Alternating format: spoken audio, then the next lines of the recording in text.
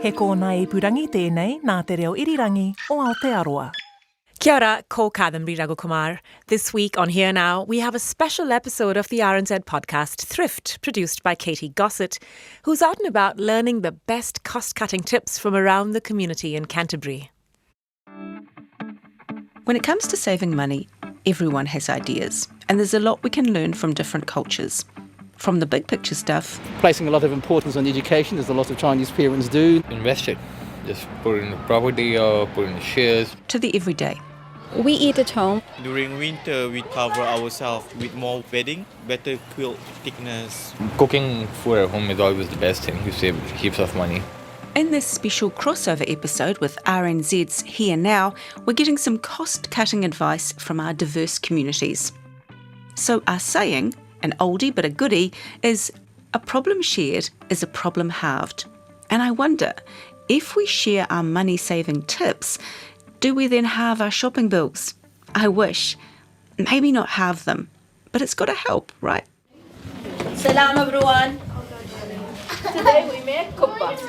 That's what's been happening lately at the Canterbury Refugee, Resettlement and Resources Centre. For kubba, rice and potato, we boil together. There've been a few cooking classes, and this time it's the turn of Kaldazar, originally from Iraq, sharing her much-admired kuba and baklava recipes. Kuba are small oval-shaped balls of deep-fried minced rice and spices. Very tasty, I can vouch for them. And baklava, possibly better known, is a sweet pastry filled with nuts and honey. I make it like this. If any question? But there's more going on here than just a cooking class. I think it's a good opportunity for everyone want to learn and gathering, sit together, talking, chatting. That's Ranal Halili, the centre's program coordinator. Back in Kuwait, she worked in business, but here she wanted to help the refugee community, so she organises events, sometimes, like today, all at the same time. What you can hear is the combination of a weekly women's art class with the not-so-regular cooking class. Throw in a kids' art class and some children's entertainers, and it's a triple whammy. Because it's a school holiday, so it's like many things in one time. You're looking a bit frazzled there before. The children's event is itself a cost saving. The women are not having to pay for babysitting, it's one less meal to make. They don't have to go and cook for their children because they already eat here in the class. That's why I find how can I support? I'm doing what it suits them. And it frees them up to enjoy themselves.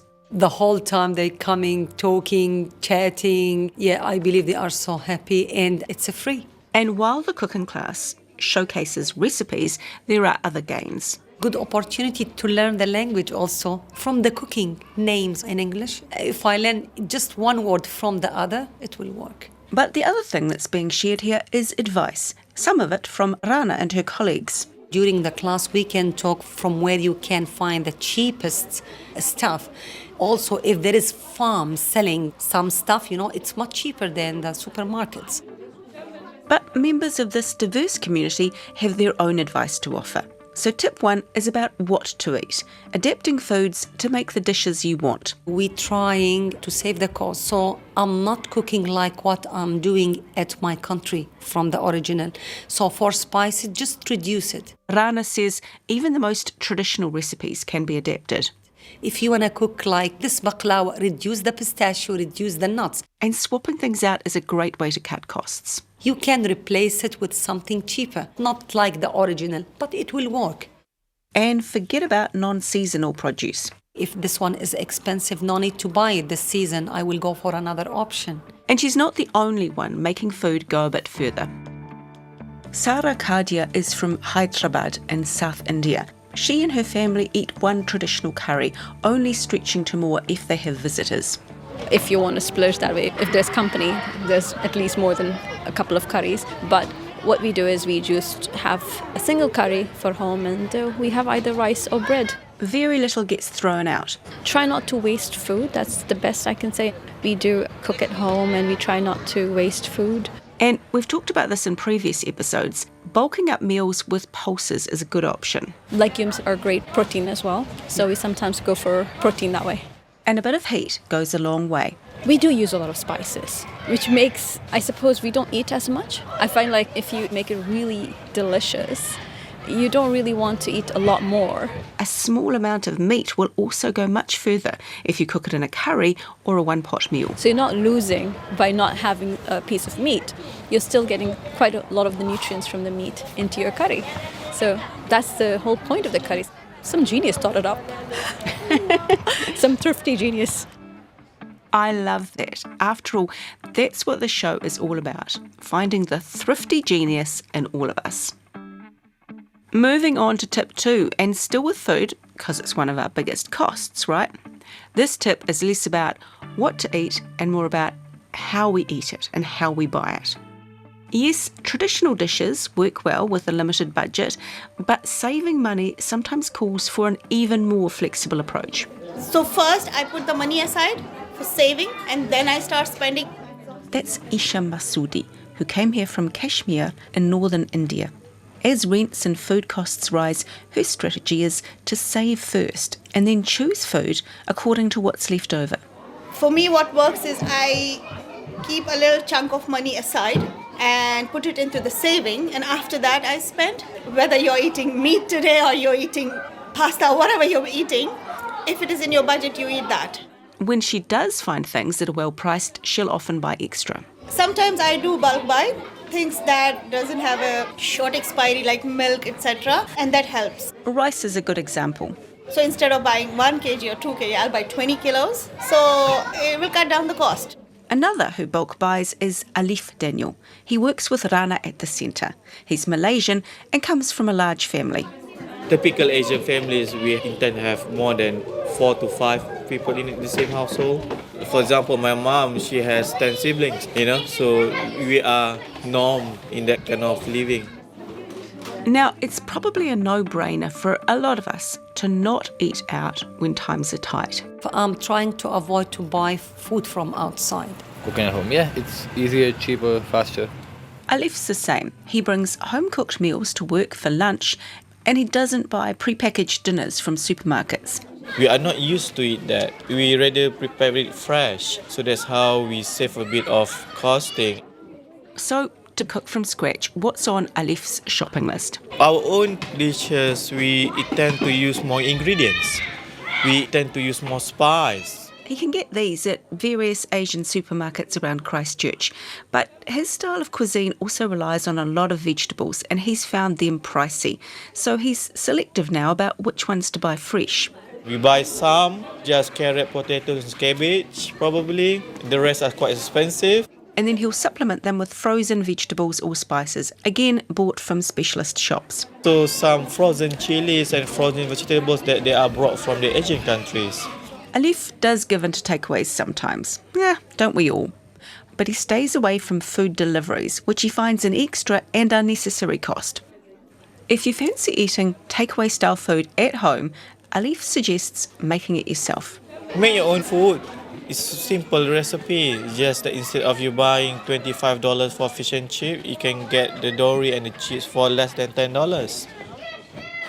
And he's done that today with all these kids you can hear running around. Instead of catering the event with burgers or pizzas, we make them a home-cooked meal. So you're teaching them some skills as well? Yes. The other big tip is about sharing food, even on the few occasions when Alif eats out. In our culture, we used to share.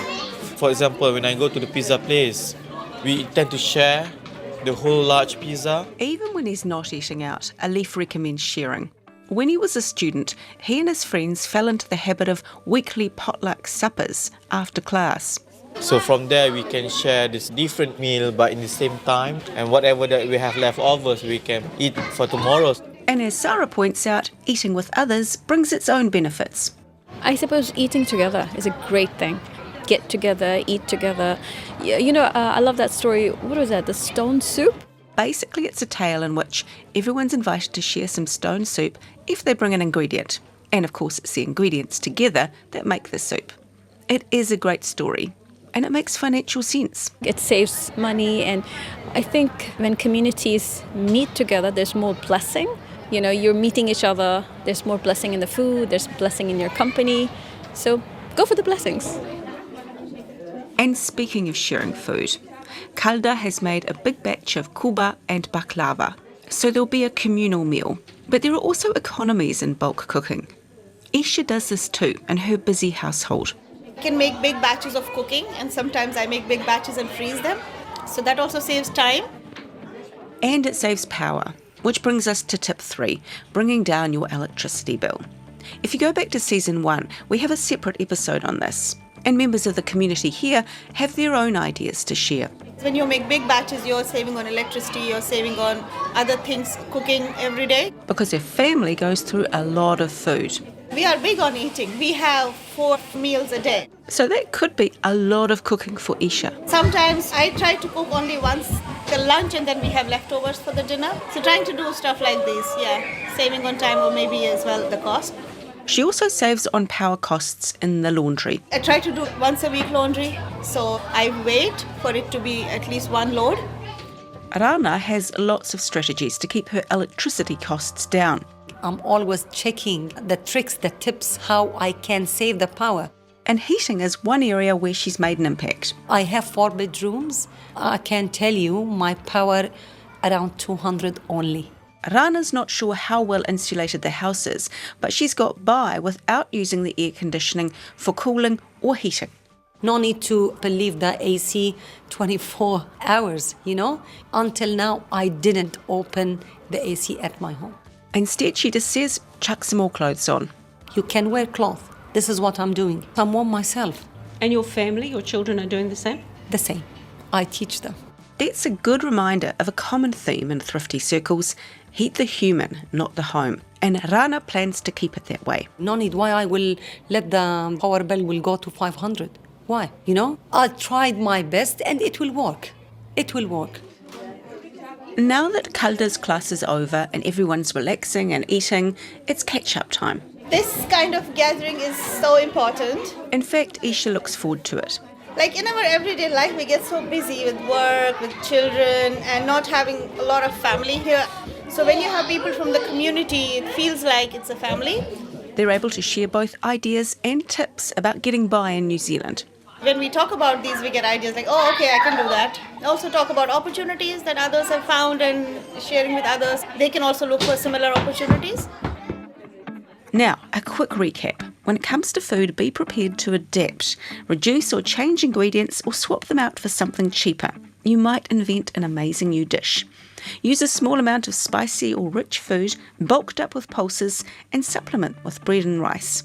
Buy and cook in bulk where possible. Check smaller markets for cheaper specialist foods. And use a combo of fresh and frozen veg. When you eat, share with other people, either out or at home. And keep your power bill low by using plenty of warm bedding and rugging up. Embrace your inner thrifty genius. As I head out, Kalda farewells me. Thank you for coming. Thank you for sharing the food with us. Really, I should thank her, not just for her excellent baklava. I ate 4 pieces, which were urged upon me, but I didn't exactly resist. But special thanks are due to the community here at the centre for sharing their tips. Not just Kalda, but Rana, Sarah, Isha and Alif. Katy Gosset there with what was the final episode of Season 2 of the RNZ series Thrift. You can follow the podcast on all your favourite podcast platforms. This episode was mixed by Alex Harmer, and I'm Canterbury and I'll be back with another episode of Here Now next week.